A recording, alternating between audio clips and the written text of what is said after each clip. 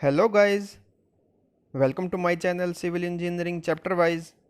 आज की वीडियो में हम डिस्कस करेंगे next part of bolted connection. अभी तक हम कवर कर चुके हैं introduction, types of bolts, types of bolted joints, failure of bolted joints.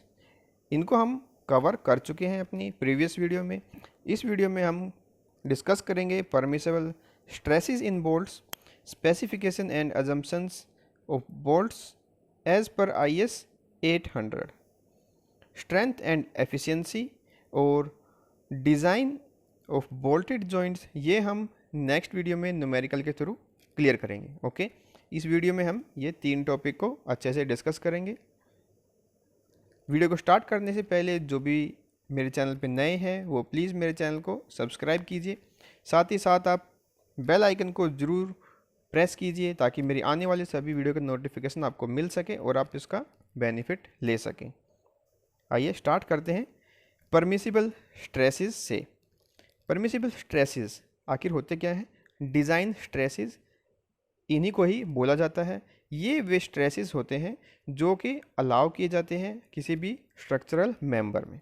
Okay, हम बोल्ट के बारे में डिस्कस कर रहे हैं, तो बोल्ट में ये स्ट्रेस कैसे कैसे अलाउ किए जाते हैं तो वो इसमें दिया गया है। जैसे maximum permissible axial compressive, okay, जिसमें कंप्रेसिव स्ट्रेस है, एक्सियल टेंसाइल स्ट्रेस है, bending stress, compressive, bending tensile and bearing stress. ये जो मैक्सिमम लेवल है हमारे स्ट्रेसेस का, उसमें बोल्ट्स और वेल्ड्स में जो मैक्सिमम अलाउेबल हमारी स्ट्रेसिंग है वो ये है। मैक्सिमम फॉर बियरिंग, जब हमारा बोल्ट बियरिंग में हो तो उसमें मैक्सिमम स्ट्रेस कितना अलाउ होता है वो ये फॉर्मूला से हम कैलकुलेट कर सकते हैं।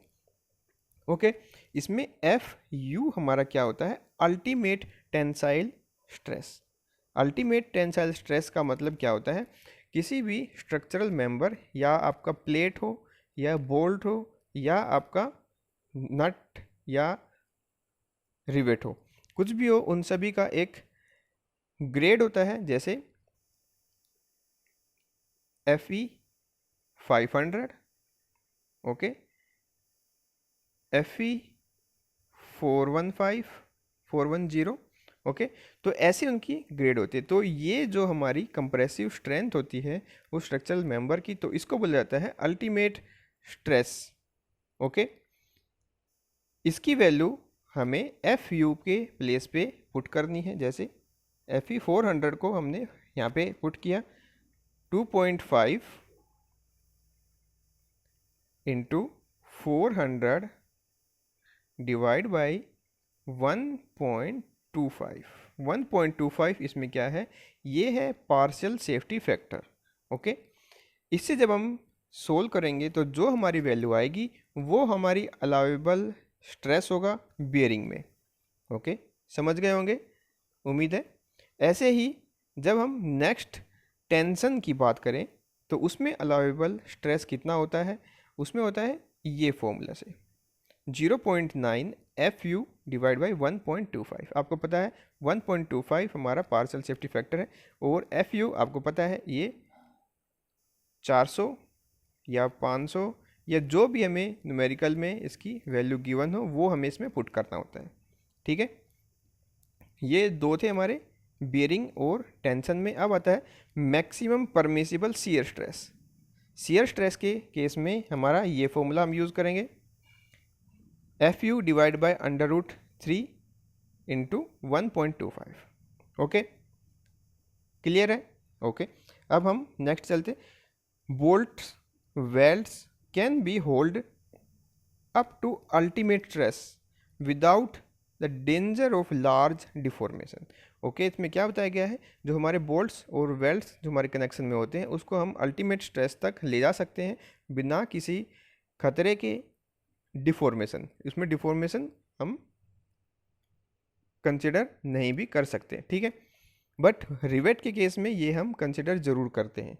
अब आता है next point, the bolting and welding done at site, partial safety factor of 1.5 is used. Okay, ये जो हम यूज़ कर रहे हैं ये है सोप में, ठीक है। कंपनी में जब हम काम करते हैं, कंपनी फिटिंग का होता है, तो वहाँ पे हम पार्सल सेफ्टी फैक्टर 1.25 लेते हैं, और अगर साइट पे हम वर्क कर रहे हैं तो हम इसका पार्सल सेफ्टी फैक्टर 1.5 इसको लेंगे, ठीक है।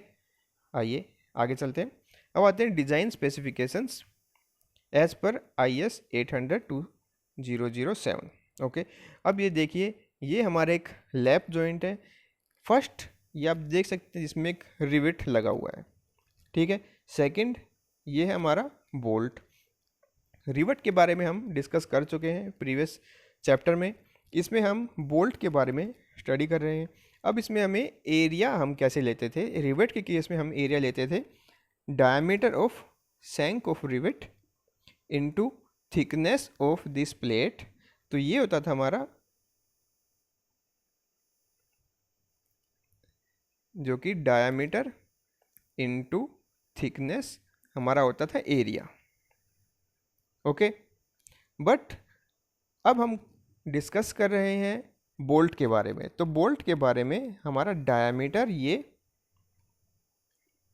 d into thickness of plate, अगर थिकनेस ऑफ प्लेट हम लेते हैं t, बट आप देख सकते हैं रिवेट के केस में ये बिल्कुल प्लेन है, रिवेट का जो एज है बिल्कुल प्लेन है, बट ये हमारा है थ्रेडेड जो कि इस शेप का है, ठीक है। तो हम इसका area as it is b into D नहीं ले सकते। तो इस केस में हम कैसे करेंगे, बोल्ट का जब केस होता है तो उसका एरिया हम इस टेबल से फाइंड आउट करते हैं।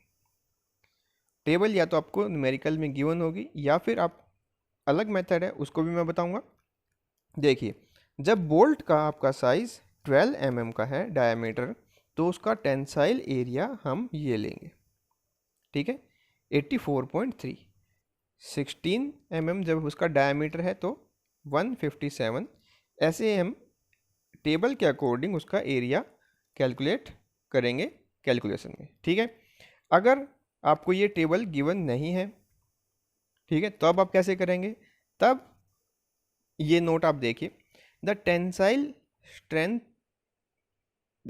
The net tensile area of bolt to be considered is the area of root of threads, जो कि टेबल नंबर 5 में गिवन है, okay. This area is also called as stress area and proof area. इसी को ही stress area बोला जाता है और प्रूफ एरिया भी इसी को ही बोला जाता है, ठीक है। How ever in the absence of this table, the ratio of tensile net area of nominal plane shank area of bolt may be taken as ये 0.78। तो जो भी हमारा नेट एरिया होगा उसको हम 0.78 से जब मल्टीप्लाई कर देते हैं तो वो हमारा जो एरिया होगा उसको हम यूज़ करेंगे एज ए बोल्ट एरिया, ठीक है। तो जब टेबल नहीं गिवन है तो एरिया इनटू दिस, तो ये हम कंसिडर करेंगे। अगर टेबल गिवन है तो हम उसी में से ही उसकी वैल्यू ले लेंगे एरिया की, ठीक है। उम्मीद करता हूँ आपको समझ में आया होगा। अब बात करते हैं एज डिस्टेंस की। एज डिस्टेंस क्या होती है, किसी भी स्ट्रक्चरल मेंबर में बोल्ट की डिस्टेंस उसके एज से, ये होती है हमारी एज डिस्टेंस। ये है बोल्ट का होल, और यहाँ पे बोल्ट हम इंसर्ट करते हैं, और ये है इसका एज किनारा प्लेट का, और ये जो डिस्टेंस होगी हमारी बोल्ट की और एज की, इसको बोलते हैं एज डिस्टेंस। तो ये कितनी होनी चाहिए, the maximum edge distance to the nearest line of bolt from the edge of any unstiffened part should not be exceed 12 t sigma, where sigma is under root 250 by fy। fy है इसमें yield stress, okay, and t is the thickness of thinner outer plate, okay। तो इसमें क्या given है, तो ये value हमें calculate करनी होगी, इससे ज़्यादा हमारा एज डिस्टेंस नहीं होगा। टी हमारा थिकनेस ऑफ प्लेट और सिग्मा हमारी है वैल्यू ये 250 बाई एफ वाई का अंडर रूट। ऐसे हम कैलकुलेट करेंगे एज डिस्टेंस। ठीक है, नेक्स्ट हम आते हैं पिच में। पिच क्या होती है? ये हमारी सेंटर से सेंटर डिस्टेंस होती है between two consecutive bolts. Okay, दो बोल्ट्स के बीच में कितनी डिस्टेंस होती है, तो इसको बोलते हैं पिच, यहां से यहां तक की डिस्टेंस। अब है minimum pitch. The distance between centre of holes should not be less than 2.5 times the nominal diameter of bolt। Nominal diameter जो हमारा बोल्ट का होता है उसका 2.5 टाइम्स, इससे कम वो नहीं होनी चाहिए हमारी पिच। ठीक है, अब आती है बारी मैक्सिमम पिच की। The distance between the centre of two consecutive bolts in the direction of stress should not exceed 16t और 200 mm। ओके, 16t और 200 mm में जो भी कम हो उसको हम मैक्सिमम पिच कंसिडर करेंगे जब टेंशन मेंबर हो। ठीक है, और जब कंप्रेशन मेंबर हो तब 12t और 200 mm, जो भी इसमें से छोटा हो। ठीक है, जैसे फॉर एग्जांपल अगर थिकनेस हमारे मेंबर की 10 mm है, 10 mm की प्लेट है, ठीक है, और उसको जब हम 12 से मल्टीप्लाई कर देते हैं तो कितना हो जाता है 120। ओके, अब 120 छोटा होता है या 200 mm छोटा होता है, तो 120 हमारा छोटा होता है, तो मैक्सिमम पिच हमारी हम 120 लेंगे। ठीक है, अब बात आती है next. The distance between centre of two consecutive bolt should not exceed 32t और 300 mm which ever is less. इससे ज़्यादा कभी भी हमारी पिच नहीं हो सकती। ठीक है, 32t और 300 mm, इससे ज़्यादा कभी भी नहीं होनी चाहिए। तो ये इसमें बताया गया है पिच के बारे में। अब चलते हैं nominal diameter of bolt used for plate is found by Unwin's formula. Unwin's formula हम रिवेट के केस में भी हमने इसके बारे में डिस्कस किया था। ये क्या होता है? फाई, अगर हमें प्लेट गिवन है यानी कि स्ट्रक्चरल मेंबर की थिकनेस हमें पता है और उसमें हमें बोल्ट का साइज़ नहीं पता, तो वो हम यहाँ से पता कर सकते हैं। तो बोल्ट का फाई हम पता करेंगे 6.04 √t। इसको हम 6.0 भी ले सकते हैं और 6 भी सिंपल हम लिख सकते हैं √t। कुछ भी हम कंसिडर कर सकते हैं, ज़्यादा इसमें डिफरेंस नहीं आता। ठीक है, थिकनेस से √t से जब इसको मल्टीप्लाई करते हैं तो फाई का वैल्यू हमें पता लगता है। Okay, T is the thickness of plate in mm। ठीक है, यहाँ से हम फाई का पता कर सकते हैं। अब आता है diameter of bolt hole. Bolt का जो होल है उसका डायमीटर हम कैसे करेंगे? ये देखिए, अगर डायमीटर हमारा बोल्ट का 12 से 14 mm है यानी कि 12 to 14 mm है, तो नॉमिनल डायमीटर में हम 1 mm ऐड कर देंगे। सिंपल। अगर हमारा बोल्ट का डायमीटर 16 to 24 mm है तो उसमें हम 2 mm ऐड कर देंगे होल के लिए। और जब 24 से ज़्यादा साइज़ का हमारा बोल्ट है तो उसमें हम 3 mm ऐड कर देंगे। तो ये हमारे हैं डायमीटर ऑफ होल के बारे में, ऐसे हम पता कर सकते हैं। ओके, क्लियर है? अब चलते हैं next, shear strength of bolt. अब शियर स्ट्रेंथ हम कैसे निकालेंगे? देखिए, शियर स्ट्रेंथ का फॉर्मूला हमारा ये था, हम रिवेट में भी इसको डिस्कस कर चुके हैं। Area of bolt into stress. Okay, area ये है हमारा, हमें डायमीटर अगर पता लग जाता है तो हम एरिया निकाल देंगे, और एरिया जो होगा हमारा वो थ्रेडेड पोर्शन की वजह से हमारा ये हम कंसिडर करेंगे। ठीक है, टोटल एरिया निकालने के बाद उसको हम 0.78 से मल्टीप्लाई कर देंगे, तो जो हमारा एरिया आएगा वो हम अपने फॉर्मूला में पुट करेंगे। ठीक है, अब आती है बारी स्ट्रेस की। स्ट्रेस इसमें हम कैसे निकालेंगे? इस फॉर्मूले से निकालेंगे जो हम पहले डिस्कस कर चुके हैं। तो जिस अल्टीमेट स्ट्रेंथ का बोल्ट हमें गिवन है, जैसे ग्रेड FE 400, ये हमें गिवन है बोल्ट का, और हमें इसका यूज़ करना है स्ट्रेस फाइंड आउट करने के लिए। तो डिज़ाइन हमारे पास शियर जो स्ट्रेस होगा वो 400 डिवाइड बाय √3 एंड 1.25 ये हम यूज़ करेंगे। जो वैल्यू आएगी उसको हम यहाँ पे पुट करेंगे और एरिया से मल्टीप्लाई करने के बाद, और n है हमारी number of rivets in joint. ठीक है, मल्टीप्लाई करने के बाद जो हमारा वैल्यू आएगी वो हमारी शियर स्ट्रेंथ होगी बोल्ट की। अब आती है bearing strength of bolt. Bearing strength of bolt, D है डायमीटर, T है थिकनेस ऑफ प्लेट और F B ultimate tensile strength of plate. Plate की टेंसाइल स्ट्रेंथ हम कैसे पता करेंगे? इस फॉर्मूला से। ये हम पहले डिस्कस कर चुके हैं ऊपर भी। 2.5 into FU divide by 1.25। Simple है, n है नंबर ऑफ रिवेट्स। इस फॉर्मूले से हमें वैल्यू मिलेगी bearing strength of bolt. Okay, clear है। अब आते हैं नेक्स्ट में, tensile strength of bolt. Tensile strength हम कैसे पता करते हैं? उसका फॉर्मूला हमारा ये है, टेंसाइल स्ट्रेंथ ऑफ बोल्ट ये है हमारा 0.9 FUB का मतलब है ultimate strength of bolt and net area of bolt.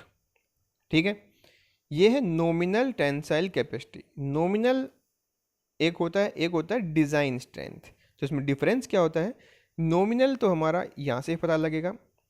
Nominal को हम जब फाइंड आउट कर लेते हैं तो उसके बाद हम निकालेंगे डिज़ाइन स्ट्रेंथ।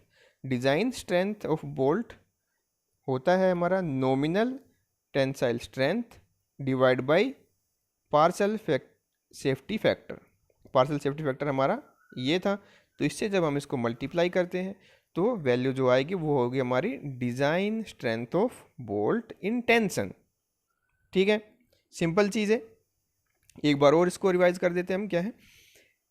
फर्स्ट हम निकालेंगे इसमें nominal tensile capacity, nominal tensile strength, जो कि हम इस फॉर्मूले से फाइंड आउट कर सकते हैं। ठीक है, ये है हमारा ultimate strength of bolt, net area of bolt, दोनों का हम कैलकुलेट कर सकते हैं इजीली। ये वैल्यू फाइंड आउट करने के बाद इसको हम 1.25 से जब डिवाइड कर देते हैं तो हमारी वैल्यू आती है design strength of bolt in tension. ठीक है, इसका हम यूज़ करेंगे स्ट्रेंथ फाइंड आउट करने में, जो कि टेंशन में है। अब आता है tearing strength of plate. Plate की स्ट्रेंथ हमें फाइंड आउट करनी है। ठीक है, प्लेट की स्ट्रेंथ हम कैसे फाइंड आउट कर सकते हैं? यहाँ से प्लेट की स्ट्रेंथ यानी कि AG का मतलब इसमें क्या है? Area gross. Okay, area gross. ये देखिए, प्लेट का क्रॉस सेक्शन एरिया हमारा ऐसा होता है, तो ये है उसकी थिकनेस, सॉरी ये है उसकी ब्रेड्थ और ये है उसकी थिकनेस, B और T। ठीक है, ग्रोस एरिया, ये है हमारा gross area, FY yield stress और डिवाइड बाय 1.1। 1.1 क्या है इसमें? ये है हमारा जब प्लेट की बात हो। ठीक है, partial safety factor for material resisting govern by yielding. Plate की बात है तो 1.1 लेना है, और बोल्ट की बात है तो 1.25 पार्शियल सेफ्टी फैक्टर हमें लेना है। ठीक है, ये है ग्रोस, और जब उसमें होल हो जाते हैं हमारी प्लेट में तब एरिया हम इस फॉर्मूला से फाइंड आउट करते हैं।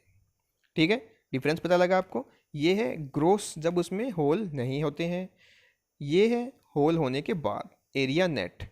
जैसे ये हमारी प्लेट है और प्लेट में जब होल हो जाते हैं तो प्लेट आपकी कुछ ऐसी दिखाई देती है, ये होल हो चुके हैं, और अब हमारा जो एरिया होगा ये आप पता करेंगे ऐसे, टोटल B माइनस जितने भी इसमें डायमीटर आपके लगे हैं N, एक ये है जैसे, दूसरा ये है, और कितने भी आपके डायमीटर लगे हैं उनको इसमें से माइनस कर देना है। तो ये देखिए area net B minus ND into T area. ठीक है, इसमें टी इसमें लिखा नहीं है, मैं इसमें बता देता हूँ, ये है breadth on to thickness area net. ठीक है, ग्रोस एरिया, नेट एरिया, ऐसे हम पता कर सकते हैं प्लेट का। उम्मीद करता हूँ आपको समझ में आया होगा ये भी। अब आता है रिवेट वैल्यू और बोल्ट वैल्यू। जैसे हमने रिवेट वैल्यू पता करी थी, वैसे ही हम इसमें बोल्ट वैल्यू पता करेंगे। दोनों में कोई भी डिफरेंस नहीं है। ठीक है, इसमें भी हमें लीस्ट वैल्यू पता करनी है, least value of failure in shear and bear. Shear strength पता करनी है, बियर स्ट्रेंथ पता करनी है। जो भी इसमें से कम है वो हमारी होगी बोल्ट वैल्यू। ठीक है, सिंगल शियर आपको पता है, अभी हमने फॉर्मूला से कैलकुलेट किया था। ये है हमारा सिंगल शियर। ठीक है, ये हमारा bear shear strength, bear strength. और डबल शियर में 2 से ये मल्टीप्लाई हो जाएगा, बाकी सारा सेम है, डबल शियर और बियर। जो भी इन दोनों में मिनिमम होगा वो हमारी वैल्यू होगी रिवेट वैल्यू या बोल्ट वैल्यू। इसमें हमारे बोल्ट का है तो बोल्ट वैल्यू हमारी होगी वैल्यू। इन दोनों में से जो मिनिमम वो हमारी बोल्ट वैल्यू, या फिर इन दोनों में से जो हमारी होगी वो होगी बोल्ट वैल्यू। ठीक है, यहाँ तक कोई डाउट नहीं होना चाहिए। अब चलते हैं आगे। Number of bolts required at a joint. अब इसमें हमें निकालना है नंबर ऑफ बोल्ट्स, एक जॉइंट में कितनी ज़रूरत होती है, तो वो निकाल लेंगे ऐसे। फैक्टर्ड लोड, यानी कि जो हमारे स्ट्रक्चर पे लोड पड़ रहा है वो डिवाइड बाय रिवेट वैल्यू। जो अभी हमने निकाली रिवेट वैल्यू, उसे जब हम डिवाइड करते हैं तो नंबर ऑफ रिवेट्स हमें पता लगती है। ओके, अब देखते हैं एफिशिएंसी। एफिशिएंसी के बारे में जैसे हमारी रिवेट के चैप्टर में हमने डिस्कस किया था, बिल्कुल सेम है वैसे ही। एफिशिएंसी हम परसेंटेज में कैलकुलेट करते हैं least value of shear, bear, tear. Okay, जो भी इन तीनों में सबसे कम होगी, shear strength, bear strength and tensile strength में सबसे कम है, divide by strength of solid plate. Strength of solid plate का मतलब है ग्रोस, जो हमारी स्ट्रेंथ होती है वो। ठीक है, उससे जब हम डिवाइड करते हैं तो हमारे पास एफिशिएंसी की वैल्यू आती है इन परसेंटेज। इसको हम 100 से जब मल्टीप्लाई करते हैं तो हमारी वैल्यू आएगी एफिशिएंसी की। ठीक है, सिंपल चीज़ है, आसान चीज़ है। ये सारे कंसेप्ट आपको एक पेज पे अच्छे से नोट करके लिखना है। ठीक है, आपके नोट्स प्रिपेयर होते जाएंगे, उसको आप वीकली रिवाइज ज़रूर करना है, क्योंकि रिवीजन ही आपको याद रखने में मदद करेगी। और जब आप हाथ से लिखोगे इसको, तो बार बार इसको हाथ से लिखने पे आपके माइंड में ये सारी चीज़ बहुत अच्छे से क्लियर होती चली जाएंगी। ज़रूर है, ये आपको करना ही है, अपने नोट्स प्रिपेयर करना है और इसको प्रैक्टिस करके देखना है। नेक्स्ट वीडियो में हम इसके ऊपर कुछ न्यूमेरिकल्स को डिस्कस करेंगे, जिससे आपके कुछ डाउट हैं वो क्लियर हो जाएंगे। और अभी इसमें आपको कुछ समझने में प्रॉब्लम है या समझ में नहीं आया है तो कमेंट करके मुझे बताइए कि मुझे ये टॉपिक समझ में नहीं आया, तो दोबारा से इसको रिवाइज करने की कोशिश करूँगा। और मेरे चैनल को आप सब्सक्राइब ज़रूर कीजिए। ये जो वीडियो है अपने स्टडी रिलेटेड ग्रुप में इसको शेयर कीजिए, लाइक ज़रूर कीजिए। अगर कोई बात है आपको करनी है तो कमेंट करके मुझे बता सकते हैं। Thank you for watching, have a good day.